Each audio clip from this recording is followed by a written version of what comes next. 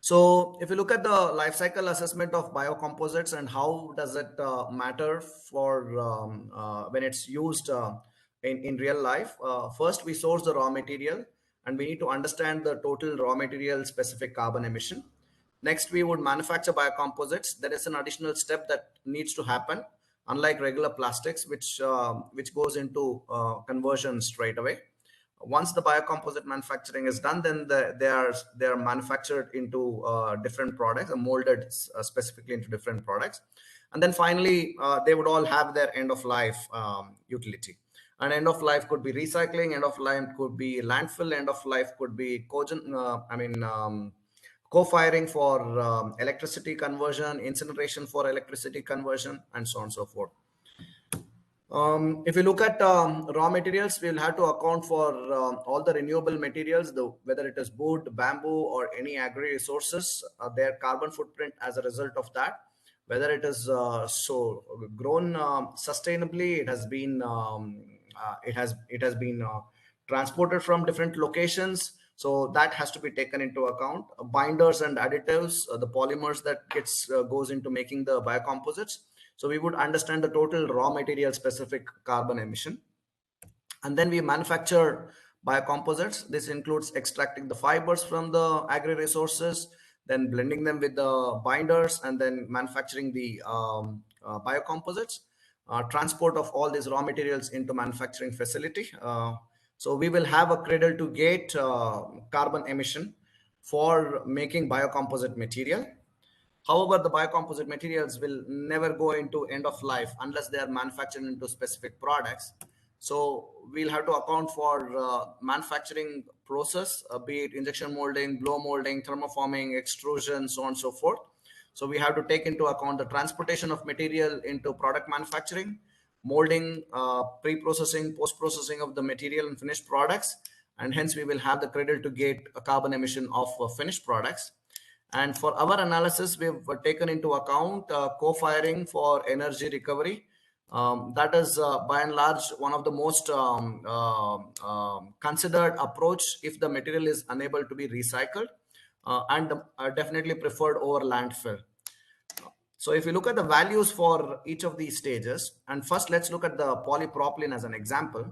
Polypropylene as a raw material globally has on an average 2.04 kgs of carbon emission per kg of polypropylene. Now this will vary from company to company and the source of energy they use in extracting and manufacturing polypropylene. But a global database has 2.04. That means every kg of polypropylene that is manufactured results in about 2 kgs carbon emission into the atmosphere. When the polypropylene is taken into molding, there will be subsequent carbon emission as a result of molding. So that's about 390 grams. So that results in about 2.43 kgs of carbon emission when a finished product is molded for each kg of the product at the stage of completing the manufacturing of the product. And when polypropylene is sent for co-firing for energy recovery, there is no carbon credit associated with it.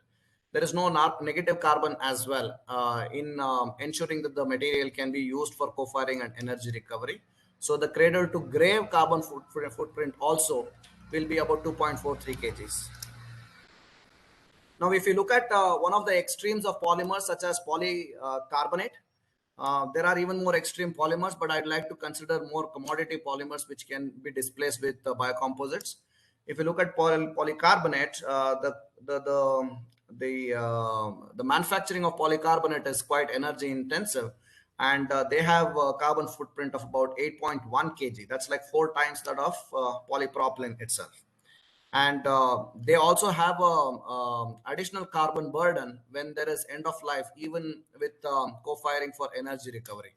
So the cradle to gate manufacturing of any product with polycarbonate will be about 8.49 kg, while cradle to grave has further devastating impact of 9.22 kg. So using polycarbonate as a bursting and then putting it to an end is also a carbon intensive activity. Okay. Now, looking at biocomposites with, let's say, 50% wood or bamboo taken into account, pretty much most of the lignocellulosic crop residue that we've considered has biogenic carbon of anywhere between 40 to 45 and at the max 50% of in terms of weight biomass. So when we take that into account, the carbon sequestered in each of these biomass and displace that with 50% of plastic, our raw material specific carbon footprint only specific to raw material will be only zero point 0.1 100 grams only, because there is a negative carbon footprint. There is carbon that is sequestered in the biomass that will be locking into these products. There is additional processing overhead. Of course, we have to convert them into biocomposites, which is, as per our estimation, about 290 grams per kg of converting them into fibers and then subsequently into biocomposites. This again varies from company to company. If we, instead of using the energy from grid, if we, let's say, use the energy from solar or windmill, then this value will be significantly lower. But looking at what we are doing today, we have taken the realistic values which we have access to. So the cradle to gate carbon emission of any product with, let's say, 50% biomass that is coming from a waste resource will result in about 0.67 kgs. That's about 670 grams. Okay. And if the products are being sent for co-firing for energy recovery, while these products are recyclable like any other plastics are, and there are enough reports, one of which we have conducted, that they can be recycled up to 5 times. There are also reports from Europe that they can be recycled for about 9 times. As a worst case, instead of it going into landfill, if it gets goes into co-firing for energy recovery, there is carbon credit associated because there is energy recovery happening from a renewable content there. So net cradle to grave, with an assumption that the material or the product would be going into co-firing, will actually technically result in making this entire product life cycle of the any product that is molded, let's say in this case injection molded component, resulting in a negative carbon footprint, which means that we would be absorbing more carbon from atmosphere in the entire life cycle of the product than we would be emitting in the process of making, using, and disposing the product, which is a fantastic thing to do. And we need to have more and more of solutions which results in this net effect, so that our economic activity does not suffer with more carbon burden on the planet itself. Now, if we look at the benefits of using composites over plastic, the first line, we've seen that it is about 290 grams, right? That is the cradle to gate carbon emission of the biocomposites material. And the cradle to grave carbon emission is about minus 90 grams. Compare that with plastic. With polypropylene, it is about 2 kgs. With polycarbonate, it's about 8.1 kgs cradle to gate. If you look at the cradle to grave, it is even further. Taking the density into account, because biocomposites generally are heavier than the polypropylene is, and while there are certain biocomposites with fibers which are less denser than a few others, but on an average it is about 1.03 to 1.05, the density with about 40 to 50% fiber. If we take that into account, the net benefit for each kg of biomass used to replace polypropylene will be about 3.7 kgs. That's just cradle to gate, and cradle to grave would be about 5.5 kgs. And the carbon emission reduction from each kg of biomass for replacing polycarbonate is like 5 times of that value or even higher. And if we have to relate to something closer, that is, if 1 kg of biomass is used to displace coal for energy, that would result in only 300 grams of carbon emission reduction. It's still better than using coal for energy, but if you use the same 1 kg of biomass to replace plastic in biocomposites, it's at least 10 times more beneficial when it comes to carbon emission, carbon footprint, basically. So this means CO2 reduction, let's say 50 million tons is what we said India will be using plastic by 2030. If we assume that we can work together collectively in displacing 10% of that 50 million tons, which is about 5 million tons, that would result in 9 million tons to 70 million tons of carbon emission reduction. So On a conservative basis, we can easily say, let's assume that we will comfortably replace all the not all the polypropylene, bulk of the polypropylene material.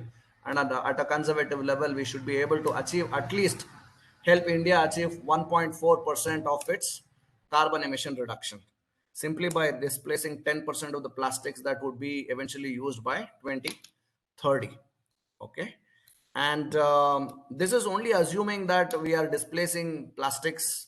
But if we look at also displacing wood, and especially wood that is resulting in deforestation or change in land usage for things that could be otherwise used for green activities, then there could be also additional benefits. Obviously, there is a huge application for bioplastics or biocomposites in displacing wall panels, decking, flooring, and that's a fantastic application. And there you can even increase the percentage of biomass well over 50% as well.